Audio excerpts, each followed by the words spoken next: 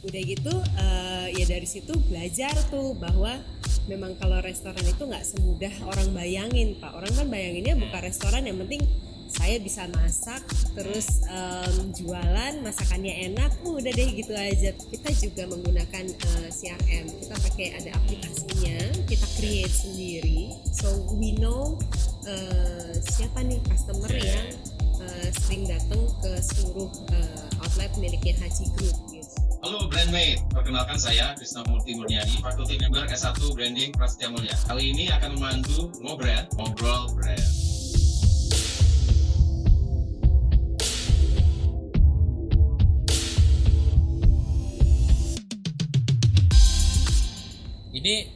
Ini sebetulnya jadi di saat seperti ini jadi lebih higienis ya daripada mall yang notabene lebih sesak gitu ya. Iya. Apa ada perubahan dari customer nih dalam masa Covid ini? Gitu apa? Perilakunya dan lain-lain. Dan bagaimana ini mungkin bagian yang ditunggu-tunggu pendengar kita. Banyak banget. Jadi tapi saya melihatnya sisinya positif banget ya Pak. Perubahan perilaku customer yang sangat peduli tentang kesehatan gitu, cerewet tentang kesehatan, terus juga peduli banget tentang jarak apa segala macam itu I really appreciate karena saya termasuk orang-orang yang sangat peduli tentang protokol COVID-19. Jadi perilaku customer kita, customer Sabu Haji lah ya, customer Sabu Haji dan Haji Grill itu adalah orang-orang yang saya sebutin tadi peduli tentang protokol COVID. Jadi kita itu menerapkan protokol COVID-nya nggak main-main juga Pak. Mulai dari karyawan dulu nih. Karyawan itu dari awal sebelum mereka join kembali kemarin sempat kita tutup lama ya 3 bulan 4 bulan ya kan kita tutup. Terus begitu kita panggil sebelum mereka beroperasional lagi kita wajibkan untuk karantina. Self quarantine itu kita monitor dan begitu dia hari H-nya mau masuk itu kita rapid test gitu. Jadi kita pastikan semua tim kita itu sehat. Nah terus dari situ juga kita keluarin tuh peraturan Pak bahwa kayak misalkan pemakaian baju seragam contohnya. Kalau dulu kan mereka pakai baju seragam dari rumah. Kalau sekarang nggak boleh dari rumah. Mereka cuma boleh pakai seragam itu di area outlet aja. Istirahat pun nggak boleh pakai baju seragam. Terus pakai masker itu wajib. Kita sediakan masker 4 warna. Kalau sekarang masih ada 2 warna, hitam dan abu-abu. Fungsinya adalah kalau mereka datang pagi kita kasih warna hitam, setelah 4 jam 5 jam kerja dia harus ganti warna abu-abu. Gitu. Terus kita pakai face shield. Kita kasih sarung tangan. Gitu kan? Terus juga kayak kita keluarkan peraturan bahwa nggak boleh lagi tuh nongkrong duduk di lantai atau di mana gitu, nggak boleh Pak. Kalaupun mereka mau duduk di lantai, mereka harus ada alasnya. Beli lap kayak beli apa, yang penting ada alasnya.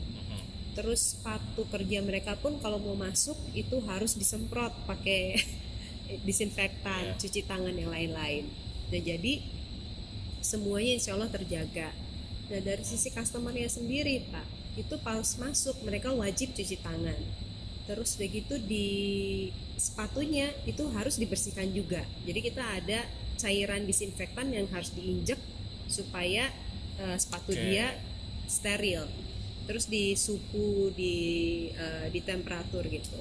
Terus di Sabu Haji juga seating capacity udah kita kurangin 50%. Jarak kita jaga. Nah terus customer itu kita kasih yang namanya personal food tong. Jadi nanti kalau ngambil itu Pak di meja tuh udah disediain personal food tong, personal japitan lah nyebutnya. Buat ngambil bahan-bahan mentah itu bawa sendiri-sendiri. Terus pas ngambil di area makanan yang mentah itu harus pakai masker, harus pakai hand gloves. Kalau enggak pasti kita tegur. Gitu. Jadi seketat itu. Gitu. Tapi ya maksudnya dengan kita seperti itu orang jadi apresiasi gitu. Maksudnya beneran ya kita menjaga gitu loh. Dan sebetulnya saya tuh seneng banget bisa sharing gini karena yang namanya COVID-19 ini harus dilawan oleh semua pelaku industri restoran gitu loh. Iya. Nggak bisa Sabu Haji doang yang ketat Dan juga gitu. ya, Atau misalkan jasa antar juga ya Mbak. Iya betul. Jasa antarnya itu kadang-kadang suka nggak Betul. disiplin gitu. Nah, ngomongin jasa antar Pak, kita kan sekarang PSBB 2 nih, PSBB 2. Jadi Iya. Sabu Haji akhirnya mengeluarkan lah delivery sama take away. Itu pun kita usahakan yang mengantarkan adalah tim kita sendiri Oke. supaya untuk menjamin ya lebih higienis lah, lebih higienis. Jadi seperti itu sih. Kalau misalkan dibilang kok mau sih sampai kayak gitu, ya harus mau, walaupun itu harganya mahal banget loh Pak. Kita kayak misalkan pasang wastafel nih, wastafel kita kan otomatis supaya touchless dan yang lain-lain. Terus kita pasang soap dispensernya juga otomatis gitu. Itu biayanya bukan cuma 1 juta 2 juta, itu ratusan juta untuk investasi seperti itu doang gitu. Belum lagi ngilangin seating capacity 50%. Wah itu bukan ngomongin ratusan juta lagi, itu miliaran Pak gitu. But we are willing to do that. Maksudnya like kita harus sama-sama nih, kalau kita mau berbisnis dengan baik di era COVID, ya harusnya kita sama-sama patuh terhadap protokol COVID sedisiplin itu. That's my opinion sih.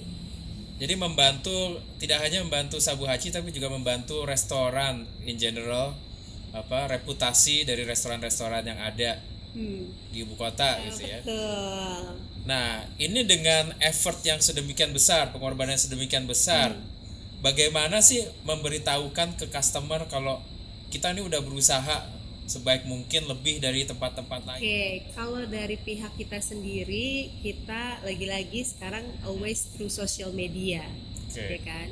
Social media kita posting tuh apa aja, secara detail protokol kita seperti apa. Tapi yang paling penting balik lagi adalah ke customernya, Pak. Customer yang mengalami experience aman, nyaman makan di Sabu Haji di era COVID seperti ini, mereka pasti akan menulis di Google Review, di Zomato, ya kan? Atau mungkin mereka menulis di Instagramnya, atau mereka posting di Instastory-nya. Nah itu yang akan jauh lebih efektif gitu. Dan saya rasain sendiri. Jadi ketika ada orang menulis di Instastory-nya terus nge-tag ke Sabu Haji bahwa baru pertama kali saya melihat restoran menjalankan protokol sedisiplin dan seketat ini, bravo Sabu Haji gitu kan. Akhirnya saya repost lah story tersebut. Itu yang bikin orang-orang lebih percaya lah, karena yang kita jual nih, in my opinion ya Pak ya, kalau misalkan kita di era COVID ini mau sukses Pak, bukan sukses lah, untuk sukses susah, tapi untuk survive aja, kita tuh nggak boleh lagi cuma jualan makanan Pak, kita nggak boleh lagi cuma jualan minuman atau cuma jualan servis yang bagus, itu nggak boleh. Apa yang kita jual itu adalah trust, ya kan, kepercayaan gitu.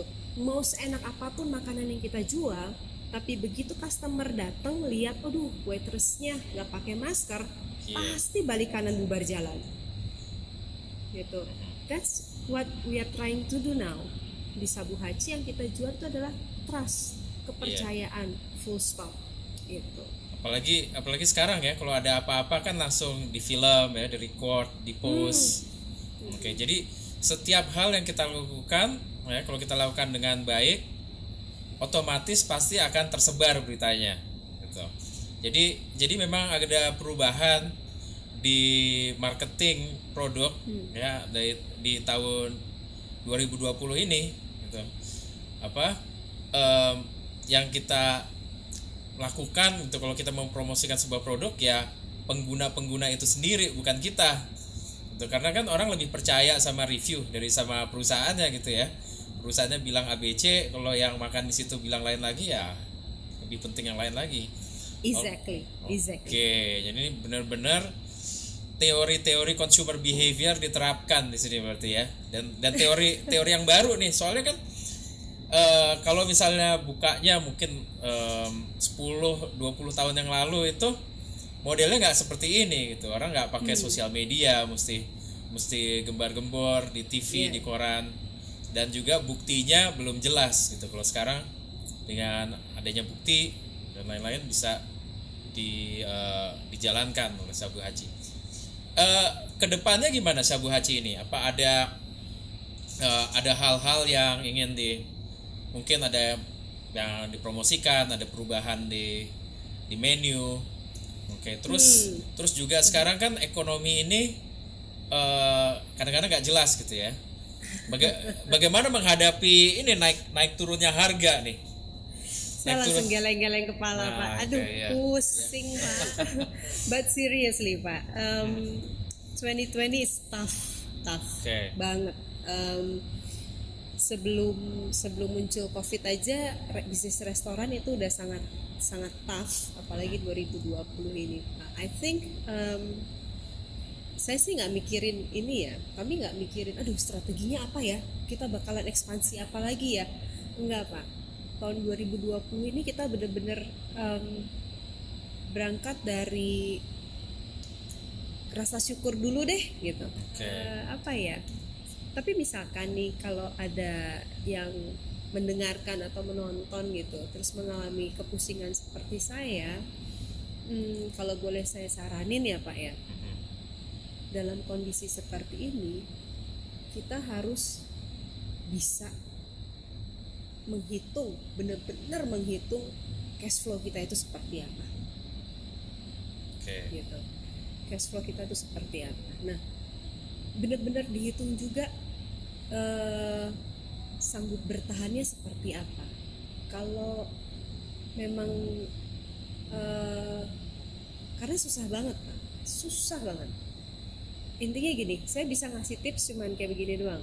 Dalam 2020 ini kalau misalkan mau bikin strategi buat restoran lain ya yang bukan all you can eat, itu justru lebih gampang menurut saya. Karena apa? Mereka misalkan sekarang punya restorannya punya 20 menu gitu Pak, atau 40 menu deh. Mereka bisa tuh dari 20-40 menu itu dipilih dulu mana yang paling favorit. Jangan mengejar idealisnya dulu gitu. Pilih aja menu yang paling favorit, paling laris manis, itu aja yang dijual dulu. Jadi seenggaknya namanya penghematan dari segi waste orang dan yang lain-lain itu bisa di-reduce gitu kan.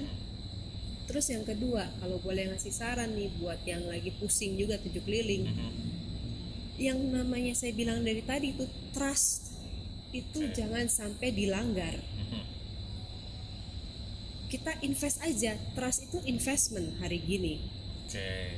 Karena nanti lepas dari COVID, orang akan mengingat brand kita sebagai brand yang trustworthy, gitu kan.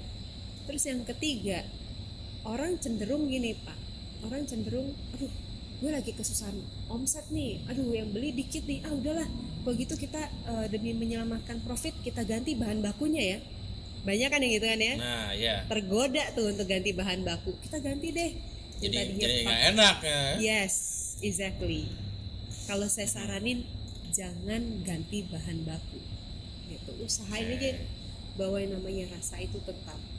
Gitu. Nah, untuk memaintain 3 hal ini aja itu butuh effort yang luar biasa di kondisi seperti ini. Jadi ya tarik nafas sih. Saya bingung juga mau ngomongnya gimana ya. Iya. Tapi ya trust emang seperti itu ya. Diraihnya susah, hilangnya gampang gitu. Susah banget. Hilangnya cukup sekali aja udah hilang trust. Kuncinya gimana nih menjaga moral karyawan untuk menjalankan tugasnya dengan baik?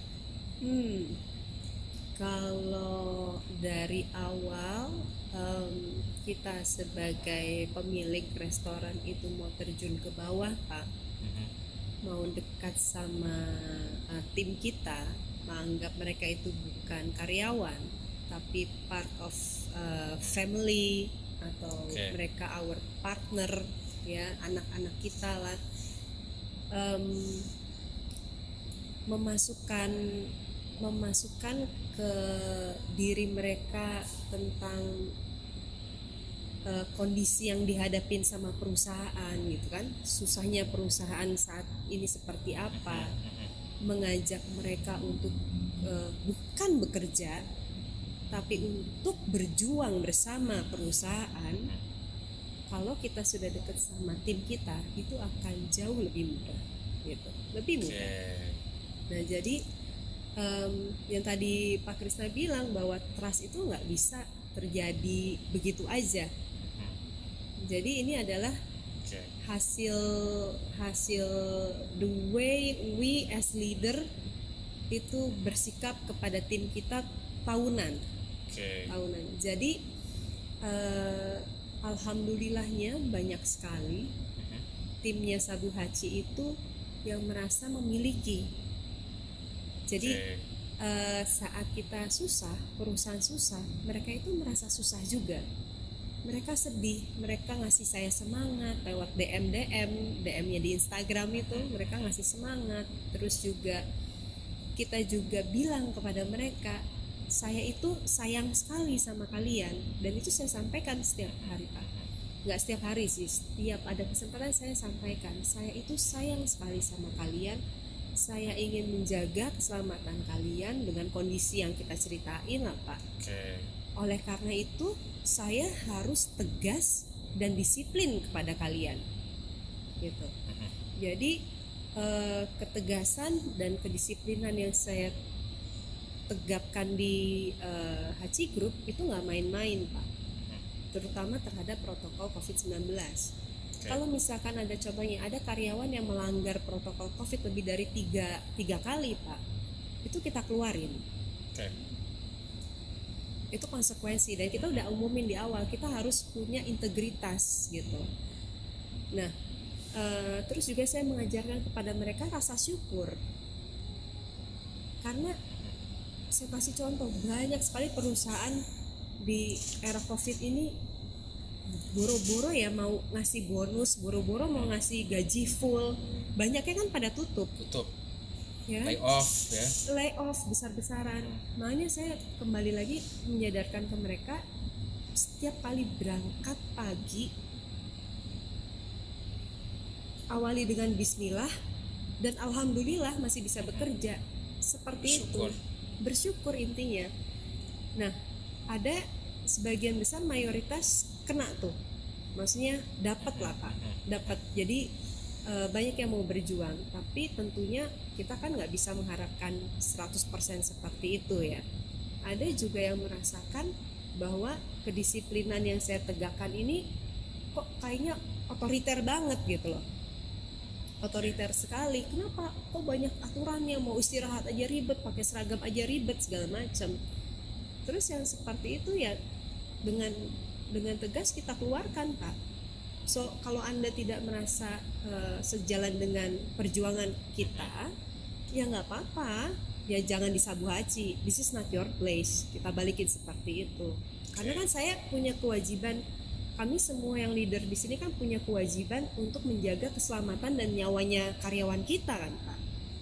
Satu orang teledor menganggap remeh COVID-19, terus tiba-tiba amit-amit ya, ada yang kena terus nyebar, terus kena ke customer juga kan bahaya sekali gitu. Itu ngomongin COVID itu ngomongin nyawa, bukan cuman ngomongin aduh flu biasa, ini tentang nyawa. Jadi I'm taking it very seriously gitu. Hal-hal seperti ini nggak ada ya di textbook ya, ini harus prakteknya berbeda sekali. Nggak ada Pak, nggak ada. Pressure. Jadi ini menjaga customer tapi juga menjaga karyawan supaya memberikan yang terbaik. Ini apakah waktu sekolah dulu di Prastia Mulia ada beberapa hal yang bisa dipelajari dalam menghadapi bisnis ini? Banget Pak, banget. Saya masih ingat banget pelajaran consumer behavior itu awal-awal banget kita masuk ya di S2. Itu nancep banget di kepala saya. Jadi untuk menciptakan bisnis, apalagi yang ada servisnya, seperti restoran itu kan product and service ya, itu kita harus benar-benar yang namanya melakukan marketing research di awal itu harus serius. Oke. Terutama mempelajarin kawasan di mana kita mau menjual barang gitu, ya kan? Customernya kita itu seperti apa perilakunya gitu, preferensinya seperti apa, itu harus dilakukan. Contohnya yang Sabu Haji lakuin, Pak. Kita kalau mau buka di suatu daerah, suatu kawasan lah, atau satu kota. Kalau kota beda lagi. Kalau kota kita lebih komprehensif, lebih ribet lagi. Ya misalkan di Jakarta aja kita mau buka di kawasan A gitu ya. Di kawasan A itu saya pelajarin dulu demografis di kawasan A itu apa. Gitu. Terus maksudnya bukan cuma based on data. We stay there. Kita stay di sana seminggu kalau perlu. Kita amatin gaya berbaju mereka seperti apa, spending mereka seperti apa, kafe-kafe, restoran yang ada di sana seperti apa. Saya amatin mobil mereka seperti apa, terus juga jam tangan mereka seperti apa. Luar biasa. Itu kita amatin, Pak. Kemudian baru kita bisa decide, cocok atau nggak cocok. Kalau produk kita nggak cocok, kita nggak akan maksain. Oke. Gitu. Apa yang membedakan karakter konsumer Indonesia dengan luar negeri? Kan beberapa kali jalan-jalan ke luar negeri, apa sih uniknya, karakteristiknya nih? Di Indonesia, tukang makan Indonesia, ya. Di Indonesia luar biasa, top banget, Pak. Berbeda banget. Di Indonesia itu kita sebagai pebisnis gak boleh terlalu idealis. Jadi prinsipnya gini, Pak Krista pasti tahu, kita jangan menjual apa yang kita bisa, tapi kita menjual apa yang customer butuhkan dan inginkan. Ya kan, walaupun mungkin itu nggak sesuai dengan idealisme kita. Contohnya Pak Sabu Haji jualan makanan Jepang kan, tapi kenapa juga kita tampilin ketan hitam, kacang hijau? Karena saya udah berpikiran gini, nggak setiap orang Indonesia itu suka makanan Jepang. Nah, saya cari tuh gimana caranya orang yang antipati atau belum suka sama makanan Jepang itu seenggaknya mereka mengenal dulu makanan yang mereka kenal dari kecil, ya kan? Dan jarang ditemukan di Jakarta. Akhirnya jatuhlah kepada pilihannya rujak, ketan hitam, kacang hijau, ya kan? Begitu. Hasil riset itu ya, rujak, ketan hitam, kacang hijau. Yes. Jadi banyak sekali nih, misalkan ada orang dari kebanyakan orang-orang dari Surabaya nih Pak. Orang dari Surabaya datang ke Jakarta dibawa ke Sabu Haji. Mereka udah, aduh saya nggak makan shabu-shabu gitu. Saya nggak makan shabu-shabu, saya nggak suka makanan Jepang. Nggak apa-apa Pak, cobain dulu ini ada ketan hitam loh Pak. Tak suguhin Pak, ketan hitam. Cobain aja dulu ketan hitam campur kacang hijau. Kan udah masuk tuh ke dia. Dia suka, dia enak. Yo wis Pak, cobain. Bapak tak kasih ini ya, kuah yang iki we Pak. Yang ini pasti Bapak suka lah, wong ini cuma dari ayam gitu. Pakai sambil saya berbahasanya, kalau saya ngomong sama orang Jawa, saya berubah jadi orang Jawa. Saya ngomong sama orang Sunda, saya berubah jadi orang Sunda. Yang penting intinya adalah barriernya itu udah mulai terurai tuh. Nah, terus ya wis toh. Udah gitu tak kasih yang ayam, sup ayam, terus kasih bakso, kasih sayuran, jadilah bakso, bukan shabu-shabu kan. Tapi karena dia suka, akhirnya setiap kali dari Surabaya ke Jakarta pasti mampirnya ke Sabu Haji, dan mulai dia mencoba yang original corn gula, yang tom yum, yang apa gitu. Jadi kita tuh harus fleksibel nih, lihat nih customer kita maunya apa, kira-kira apa ya gitu. Keliling ke lokasi-lokasi lain Mbak Gita. Selalu. Everyday. Ini saya lagi ada di outlet Lebak Bulus ini. Nah, berarti untuk diners yang lain kalau sedang beruntung bisa ketemu Mbak Gita, diajak ngobrol dan masuk listnya ya, list consumer. Oke, ini menarik sekali. Ini apa? Kita nggak cuma belajar consumer behavior, tapi juga belajar bisnis, belajar organizational behavior juga, ya. Karena nggak hanya consumer, tapi juga bagaimana mengangkat moral. Dan ini saya rasa penting sekali ya. Masalah apakah kita tertarik pada bidang bisnis atau enggak. Ya, karena sekarang saatnya ya bersyukur, gitu apa? Saya dan juga teman-teman yang di sini gitu ya, kita termasuk yang beruntung dibandingkan banyak orang yang sudah mulai nggak kerja. Setuju. Oke, kira-kira ada pesan apa lagi nih? Udah sejam nggak kerasa. Pesan apa ya Pak? Mau menjawab pertanyaan pertamanya Pak Krisna tadi malahan. Pak Krisna kan nanya kenapa namanya Sabu Hachi. Oh iya, Sabu Hachi. Kenapa Sabu Hachi nih? Hachi itu artinya 8 Pak dalam bahasa Jepang. Oke. 8 itu infinity, eternity, everlasting. Angka 8 iya, juga bentuknya prosperity. Iya, prosperity. Nah, jadi ya seperti itu.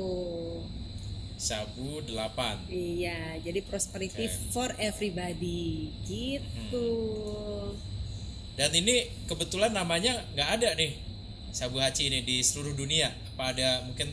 Oh, sempet ada di LA ada, di Los Angeles ada, di Jepang sendiri ada.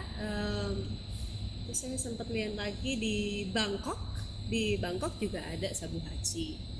Tapi Sabu Hachi yang ada di Indonesia itu 100% hasil karya anak bangsa. Nah, ini yang penting, hasil karya anak bangsa ya. Dengan masa Covid ini saya juga selalu bilang nih ke istri saya, kita makan restoran Indonesia.